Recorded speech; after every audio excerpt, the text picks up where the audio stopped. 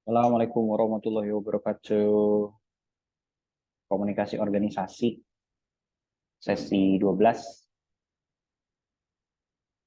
Um, Teman-teman sebelum masuk ke materinya, saya ingatkan teman-teman untuk mengerjakan kuis dan nanti di sesi 14 akan ada tugas ya. Oke, di sesi 12 ini kita akan membahas tentang kekuasaan dan pemberdayaan dalam organisasi. Jadi sudah pasti teman-teman masih ingat ya kalau misalnya ciri dari organisasi adalah sekumpulan orang yang memiliki kesamaan dan mempunyai tujuan. Ada pengurusnya. Nah, biasanya kalau misalnya ada pengurusnya itu kan ada minimal harus ada ketua dan anggotanya gitu. Nanti anggotanya yang berperan sebagai apapun itu, tergantung kebutuhan dari organisasi. Nah, itulah yang namanya pemberdayaan. Petak lagi ini mengemukakan bahwa organisasi pada dasarnya adalah pengendalian dalam memperluas kekuasaan melalui pendelegasian. Itu biasanya tugas dari pemimpinnya atau ketua. Kekuasaan bukan tentang konsep maupun definisinya, melainkan pada kenyataan yang mendasar mengenai apakah kekuasaan didistribusikan secara luas atau hanya milik kalangan tertentu saja. Apakah kekuasaan disengaja atau tidak disengaja? Apakah kekuasaan hanya berkisar pada masalah pengambilan keputusan atau bukan? Hanya pada pengambilan hal keputusan, apakah tidak mengambil keputusan adalah sebuah tindakan atau bukan? Apakah kekuasaan kemampuan atau bertindak atau pelaksanaan tindakan? Coba dipahami dulu dari kata-kata ini ya, teman-teman boleh pause dulu videonya. Lalu kata bolding ini mengemukakan gagasan bahwa kekuasaan itu dalam arti luas sampai tingkat mana dan bagaimana kita memperoleh yang kita inginkan. Nah, kekuasaan itu ada klasifikasinya. Berbicara kekuasaan, saya contohkan di dalam perkuliahan aja ya. Yang paling punya kuasa dalam perkuliahan ini bisa dikatakan saya sebagai dosen. Kita masukkan dari eh, fungsi operasional. Dalam fungsi operasionalnya saya kan harus memastikan teman-teman eh, dalam perkuliahan ini ikuti langkah-langkahnya. Seperti contoh, saya buka Zoom-nya dulu. Saya masuk ke breakout room sesuai dengan kelasnya. Lalu saya rekam perkuliahannya. Untuk teman-teman yang hadir bisa mungkin lebih banyak interaksinya. Tapi untuk eh, membuat perkuliahan jadi efektif kan ada yang tidak bisa hadir, ada yang juga bisa hadir melalui Zoom gitu kan untuk memastikan semuanya bisa lebih luas mendapatkan perkuliahannya. Akhirnya secara operasional saya harus menyiapkan itu. Dan yang punya kekuasaan harus menyediakan hal-hal yang mensupport untuk kebutuhan operasional tersebut. Contohnya, karena kita kelasnya pakai Smart TV, harus disediakan TV-nya. Tugasnya saya menyediakan Smart TV atau Infocus, tuh kan. Tugasnya saya juga untuk menyediakan laptop. Kalau misalnya saya tidak ada laptop, saya harus mencari solusi lain. Lalu semua kebutuhan-kebutuhannya seperti mikrofon, speaker gitu kan. Itu adalah fungsi dari fungsi operasional. Lalu ada fungsi monitoring and controlling. Teman-teman mungkin kalau misalnya sadar, saya selalu mengingatkan kalau misalnya teman-teman uh, ada yang nilainya dalam perkuliahan aja, saya selalu mengingatkan untuk kuisnya dikerjakan. Kuisnya dikerjakan. Lalu mengontrol teman-teman tugasnya udah atau belum. Nilainya diberi nilai udah bagus atau belum. Kalau misalnya yang belum kan saya selalu bilang, tolong langsung diperbaiki segera. Fungsi planning and decision, itu juga contohnya gimana saya merancang perkuliahan kelas, materinya apa saja. Jadi kalau misalnya teman-teman berpikir bahwa materi dibuat satu hari sebelumnya, enggak. Kita dalam semester, dari awal semester itu kita sebagai dosen udah masukin semua materinya, itu udah disiapkan. Fungsi communication, saya yang membuat contoh ya, saya membuat grup WhatsApp atau saya mendelegasikan orang untuk membuat grup WhatsApp. Interorganizational, ini hubungannya dengan uh, organisasi lain. Yang bisa kita aplikasikan adalah mata kuliah yang terintegrasi dengan mata kuliah lain. Contohnya, untuk semester depan teman-teman saya udah cari orang untuk bisa terlibat di dalam mata kuliah manajemen event. Atau teman-teman kalau misalnya masih ingat, kita ngadain kuliah umum Studium General, di mana jika teman-teman ikut pada kuliah umum itu akan menjadi pengganti mata kuliah. Itu adalah interorganizational, di mana ada fungsi dari seorang penguasa untuk mengaitkan perkuliahannya, dalam hal ini ya, perkuliahannya dengan mata kuliah lain.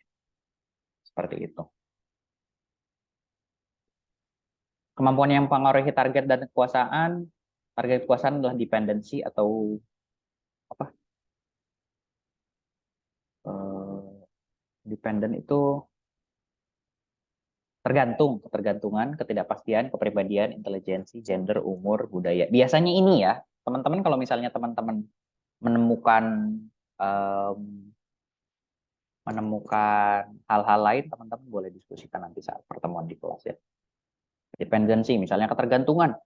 Berbicara ketergantungan, saya kayaknya tidak perlu menyebut nama. Tapi saat menjadi seorang ketua atau seorang yang mempunyai kekuasaan, biasanya tergantung dari siapa yang mendukung kekuasaan tersebut. Contoh, dalam perkuliahan saya, dependensinya saya kepada universitas. Karena universitas yang membayar saya, contohnya ya. Saya tergantung kepada universitas. Jika universitas menginginkan apa, ya saya akan ikuti.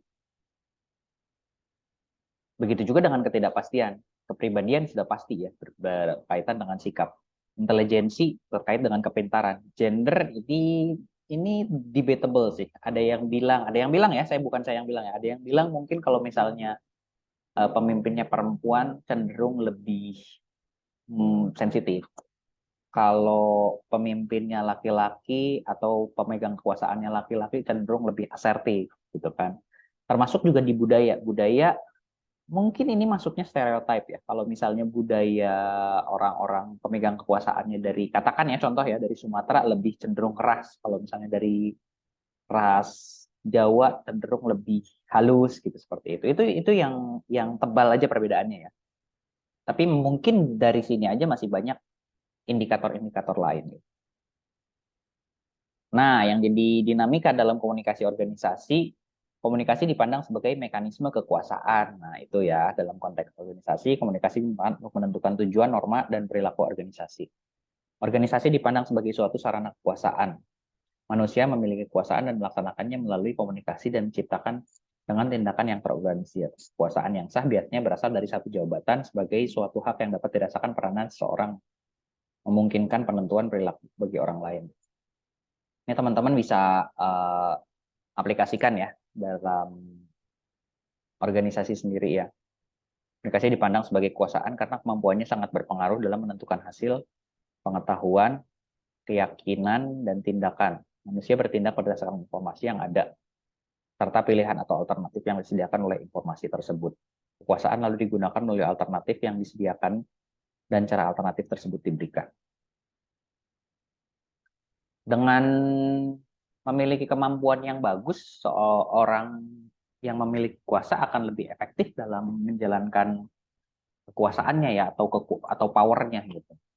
Memang dibutuhkan kemampuan komunikasi yang efektif. Masih kata Bolding katanya bahwa mempertahankan kekuasaan mungkin bergantung pada pengetahuan kapan untuk menggunakan kekuasaan itu. Kekuasaan yang dilaksanakan secara bijaksana terkadang sama sekali tidak digunakan. Seperti seorang manajer mendelegasikan otoritas kepada bawahannya untuk melakukan suatu tugas. Komunikasi harus mendukung, yaitu setidaknya manajer memberikan sebuah memo atau merincikan tugas apa yang harus dilaksanakan atau dikerjakan.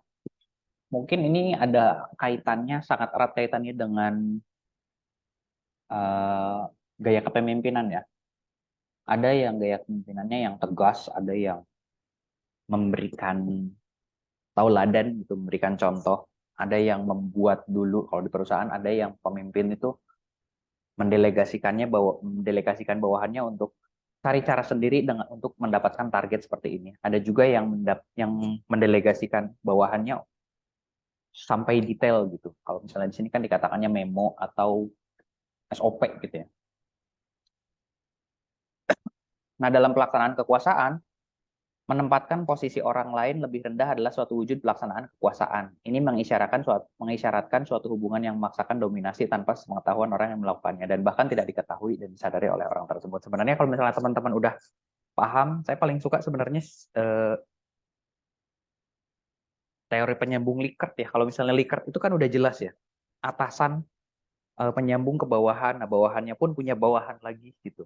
Nah, nanti saat berbicara komunikasi yang efektif tidak perlu semuanya gitu, tidak perlu semuanya dalam satu rapat, katakan satu rapat semuanya hadir gitu. Mungkin ada beberapa momen yang harus semua anggotanya menghadiri rapat tersebut gitu, tapi secara garis koordinasi dan garis komando gitu ya, mungkin akan lebih rapih dalam teori penyambung Likert gitu ya. Kalau misalnya teman-teman masih ingat di pertemuan awal-awal.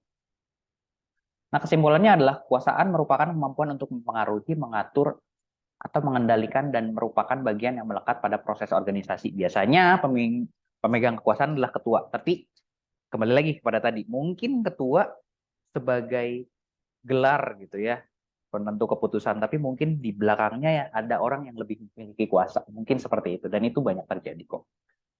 Kekuasaan tidak hanya melekat kepada manusia, sumber daya tetapi juga pada struktur sosial itu sendiri. Struktur organisasi memperbolehkan dan membatasi penggunaan kekuasaan. Struktur ini disahkan melalui perilaku komunikasi. Struktur organisasi diciptakan, dipertahankan, dan ditransformasikan melalui proses komunikasi. Komunikasi bukan hanya berlaku sebagai suatu mekanisme kekuasaan, tapi juga merupakan kekuasaan dalam arti aturan-aturan, praktik, dan cara pandang dalam wacana yang bersangkutan. Nah, teman-teman, kembali ya, seorang pemimpin yang baik atau seorang pemegang kekuasaan akan bisa memegang kekuasaannya lebih lama jika mampu untuk berkomunikasi. Kembali lagi, harus bisa jago dalam berkomunikasi. Mungkin itu dulu materi hari ini. Di sesi ini, teman-teman, saya ingatkan untuk kerjakan kuisnya. Nanti di sesi 14 juga ada tugas. Jangan sampai terlewat. Oke? Have a nice day. Jaga kesehatan semuanya. Assalamualaikum warahmatullahi wabarakatuh.